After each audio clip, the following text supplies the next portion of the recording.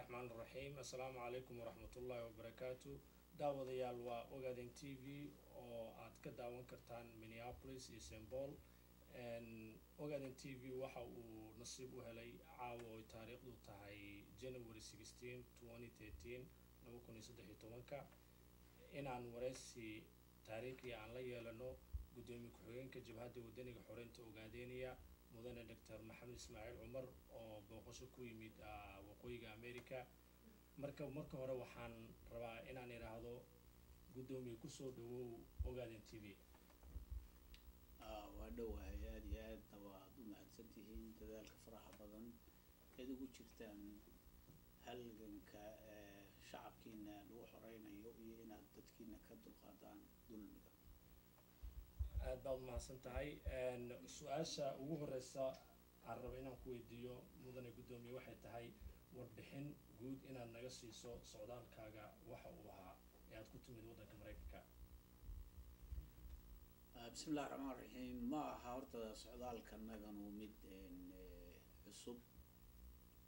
guud ahaan waxa weeyaan halganka shacabka reer Ogaadeeya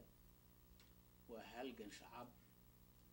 shacabkii reer Ogaadeeyana wuxuu jiraa dibad iyo gudo adduunku ku baahsan yahay halganku wuxuu xoogiisu ka socdaa oo salbuddiga u ah waa gudaha halganka ka socda kana bilowday sidaa daraadeed madaxda jabhaddu caadiyan iyo howlwadeennada jabhaddu way wareegaan wareegyadaasu waa mid shacabka reer Ogaadeeya iyo shacabka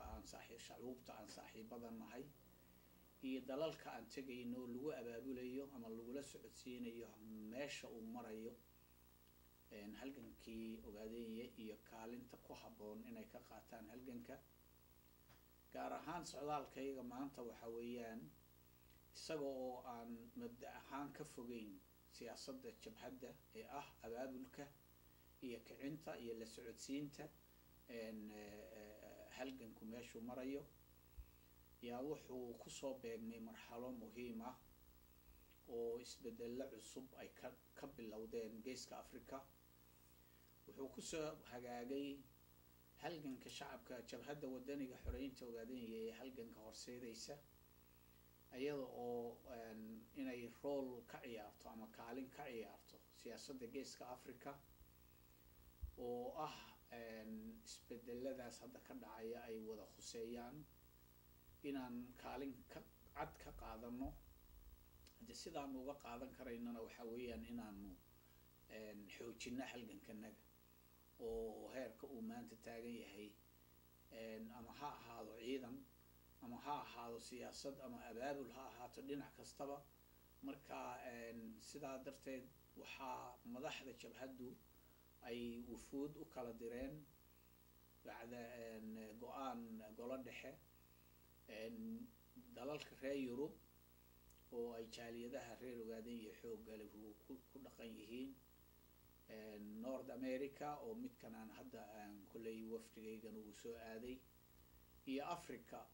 oo meelaha ay jaaliyaduhu ku dhaqan yihiin socdaalka waxaa weheliyay inaanu dalalka jaaliyaduhu ku nool yihiin iyo dawladahaas inaanu la xidhiidhno oo iyada qudheeda aanu la socodsiino qadiyadda madaxnimadeeda iyo dhibaatada shacabka reer Ogaadeeya uu qabo ee cadawga manaxaha ah uu ku hayo marka halganku guud ahaan markaan soo koobo socdaalkayganu kaasuu maadaragtay la xidhiidha aad mahadsan tahay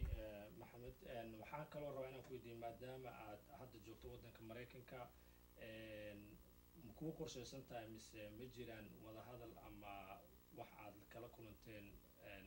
waddanka Mareykanka dawladdiisa especially dawladda uu hadda madaxweynaha ka yahay Barack Obama waad kala hadashay uu noo qorshaysan yahay anagu waxaa waajibkanaga ah inaanu haddaanu wafdi ku nimaadno iyo haddaanan ku imaninba dawladaha caalamka oo Mareykanku ugu horeeyo xidhiidh baanu la sameynaa xidhiidh qoraal ah waxaanu ku dadaalnaa inaanu qadiyadda iyada la socodsiino iyo xaaladda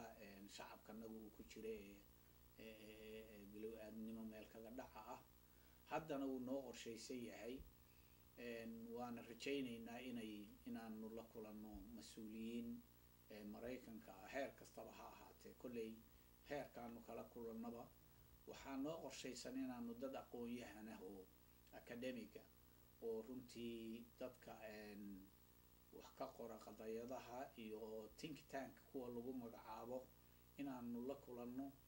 waxaanu lasoo kulannay oo aanu kasoo aragnay aanu is aragnay ururo advocacy ah oo maraykana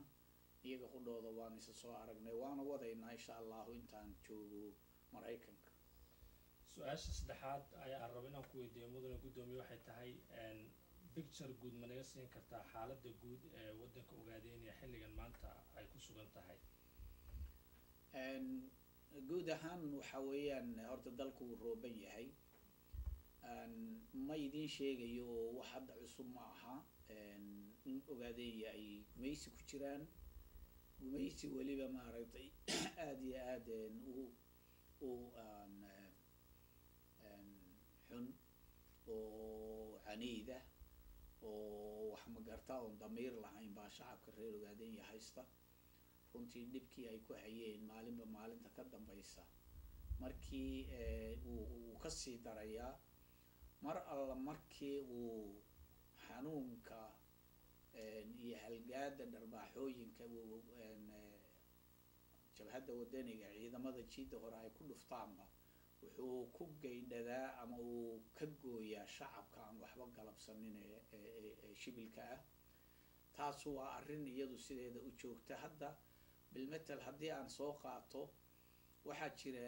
maxaabiistii reer ogaadeenya waxay isugu keeneen badankeedii jigjiga meel la yidhaahdo oo awal horeba ay maxaabiistu kala kar dhaaftay hadda waxaa jira maxaabiistii meeshii cuntana uma hayaan way isku dhexel baktiyayaan meeshii ay 100 qof qolkii ay ku jirtay hadda maanta wuxuu marayaa baa la yidhi ilaa 400 oo qof oo dadku meel u seexday iyo meel suuq u fadhiista ma laha iyo meelay ku kaajaan xataa waxaa la filayaa haddii aan bilow aadmiga uuna usoo gurmanin inay qaar badan oo ay ku dhiman doonaan oo halkaa ku baqbaqtiyi doonaan gaajaa laynaysa waa qeyb ka mid a ogaadeenya saad ogsoon tihiin 6 sano ka hor ayaa cunaqabatayn lagu sameeyey sidii bay u saaran tahay laakiin alxamdulilah maanta dhulku uu rooban yahay oo intii aan weli aan gacanta cadowga gelin ee xoolo dhaqatada ahayd waxa weeyaan xoolahoodu maanta way fiican yihiin waa dhulku waxaa lagu tilmaamayaa inuu abaarihii hore ka fiican yahay marka xaaladda ogaadeenya halkaasay maraysaa haddii aan yani xaaladda ogaadeenya waxaa kamida dagaalka hubaysan ee ka socda dagaalkaasuna maanta wuu xoogeystay asbuucyadii hadda ina dhaafay ilaa 4 asbuuc qiyaastii waxaa ka dhacay dhowr boqol oo dagaal oo kulligood ay jabhadda wadaniga xoreynta ogaadeenya ciidanka xoreynta ogaadeenya uu lahaa initiativeka ama uu qaaday isagu aadna loogu jabiyey cadowga looguna waxyeeleeyey markaa qeybtaasuna dee waa joogta iyadoo way socotaa sax waxaad nooga warantaa guddoomiye waxaa jiray in dowladda Ethiopia iyo jabhadda ay wadahadal u dhex maray sanadkii hore lasoo dhaafay bilihii ugu dambeeyey wadahadalkaasina uu burburay kulley sida aad idinka saxaafadda aad u sheegteen idinkana aad saxaafadda waxaad ku sheegteen in wadahadalkaasi uu u burburay maadaama ay soo dhigeen meeshii waxaan oolin oo ahaa in dastuurka Ethiopia la qaato Ethiopiana iyadana ay tiri waa inaad dastuurka qabtaan marka maxaa idinka jabhad ahaan maadaama adaa mas-uuliyiintii aad ka mid tahay marka maxaa see wax u dhaceen bay kula tahay wadahadalkana ma laga yaabaa inuu haddana dib u bilaamo mise halkaas ayuu ku ekaan doonaa horta dagaalka shacabka reer ogaadeenya ay ku doonayaan xorriyaddooda gacanka hadalka ee hubaysan waxaa keenay markii Ethiopia aan laga waayay wax kale oo ay fahmi karayso una jirin haddii aadan mar mudaharaadi karaynin aadan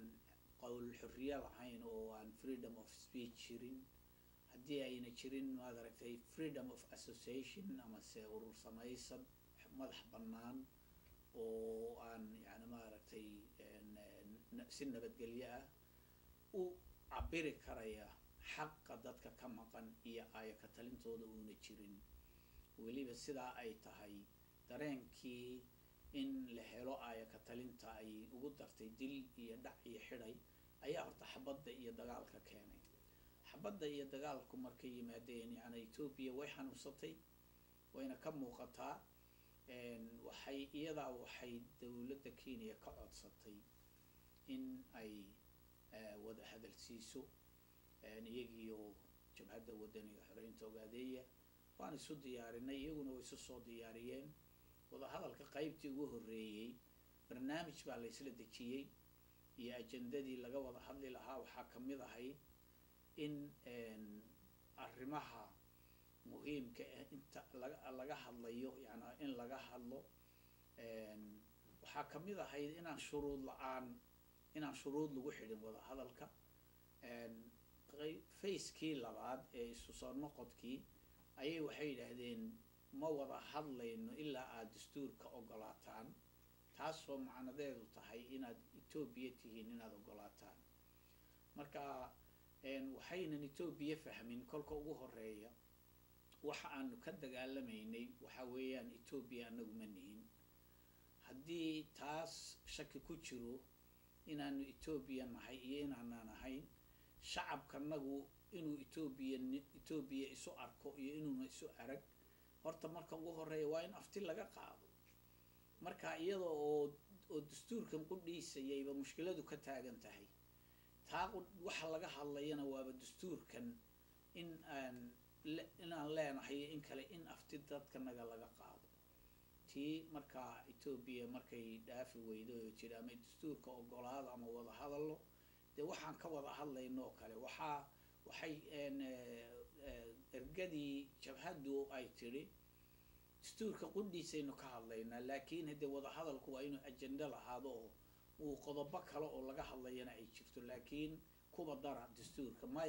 maba wada fadhiisanayno haddii aydan dastuurka ogolaanin macnaheedu waxay ahayd hal diidangeeday ku xoqoto ma weydo mayna rabin in wada hadal dhaco oo wada hadalka inay fashiliyaan ay iyagu codsadeen weliba marka mar hadday iyagii inay fashiliyeen ay goosteen waxaanu u aragnay inay cilada ay wada hadalka Ethiopia u diidayso ay dhowr midkood tahay kow waxa weeyaan inayna go-aanba goyn karaynin dhibaatada hadda maanta ka taagan Ethiopia dhexdeeda hay-ad iyo xukun adag oo qaraar goosan karaya maadaama dhowr bilood ay hataa naagtii prime ministerka guriga ay ku jirtay ay diiday prime ministerkuna yani macnadii xaaladda Ethiopia dhexdeeda ka jirtay yaa xukuma iyo yaan xukumin marka taas waa loo arki karayay waxaa kale oo aan u arkaynay qaar maad aragtay dagaalka Ogaadenya ka socda ku naaxay oo ku taajiray oo aan doonayninba inuu dagaalkan u dhammaado hadduu si kastaba ha u dhammaadee ayaa maad aragtay oo haddii xataa dastuurka la qaato dagaalku dhammaado qudheeda laga yaaba inay diidi lahaayeen waxa qaadanina odhan lahaayeen marka iyada Ethiopia sidaa tidhi hadda wuu jiraa dadaal fara badan oo in wada hadalkii la bilaabo laakiin waxba kama sheegi karayo ilaa wada hadalku bilowdo oo ay arrintaasu bilaabato aad baa umahadsantahay gudoomiye su-aasha ugu dambeysa ee aan rabo inaan ku weydiiyo waxay tahay maxaad u dardaarmi lahayd shacabka Soomaali reer Ogaadenya maadaama oo la galay sanad cusub guud ahaan kuwa jooga gudaha iyo kuwa jooga dibaddaba marka ugu horeeya horta waxaan usoo jeedinayaa dhammaan ammaan shacabka reer Ogaadenya geesiga ah waxa aan sidoo kale ammaan iyo salaan iyo bogaadin usoo jeedinayaa jabhadda wadaniga xoreynta Ogaadenya si guud ahaaneed gaar ahaan ciidanka geesiyiinta ah ee gudaha ee halgamaya intaa ka sokow waxa weeye dadaalkiinii runtii way caddahay in ay midho dhalay siyaasiyan abaabul midnimo iyo xag dagaalka muxuu ahaa ciidanba midho weyn buu dhalay heer weyn buuna maanta halgankeennii marayaa guud ahaan horta waxa weeyaan waa inuu halkiisii halganku kasii socdo lana sii xoojiyo. waxaa jira fursado kasta oo hadda inoo soo baxayo oo inoo muuqato in laga faa'iidaysto. waxaan kusoo koobayaa shacab yahow waa lagu gumaystaa. dadku haddii la gumaystana wuxuu u baahan yahay xorriyad aan dadaal iyo muxuu ahaa nafti hurid iyo dhiig iyo rafaad loo marinna lama gaadho. waa inaad dagaalkas xoojisaan, waa inaad xorowdaan sida ummadaha kaleeto aada u xorowdaan. intaas baan maad aragtay u dardaarmayaa shacab weynaha reer Ogaadeenya ee geesiga. aad ayaad u mahadsan tahay guddoomiye. marka waxaan kaaga mahad celinaynaa waqtigaaga qaaliga ee aadna siisay. marka daawadayaal waxaa intaas noogu dhammaaday waraysigii taariikhiga ahaa ee aanu la yeelanay mudane Dr. Maxamed Ismaaciil Cumar oo ah guddoomiye ku-xigeenka Jabhadda Xoreynta Ogaadeenya Jooxo oo booqasho ku jooga waddanka America. marka waxaan idinkaga tegaynaa sidaa iyo nabadgelyo. assalaamu calaykum waraxmatullaahi